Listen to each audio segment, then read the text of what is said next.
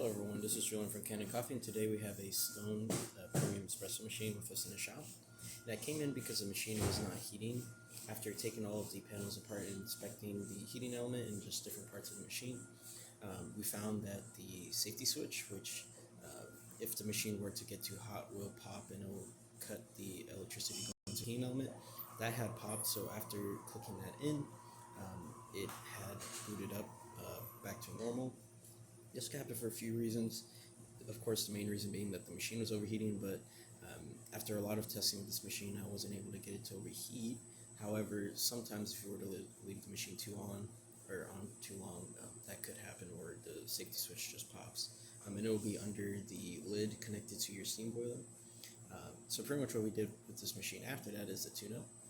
There was quite a lot of scale in this machine, so we had to descale it for quite a while.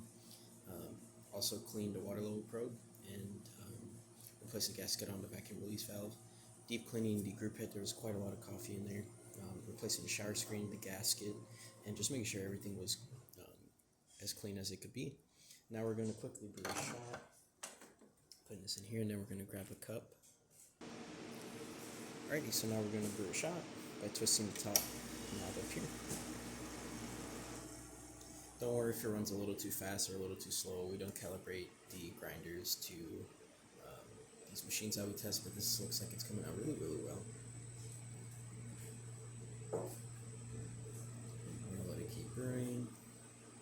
We also deep cleaned the steam wand, so I took off the steam wand head, soaked the entire steam wand in milk detergent, cleaned the head off. There was quite a bit of just burnt milk on the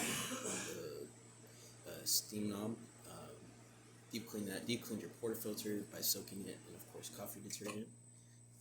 But now we're going to test the steam. As you see, there's one.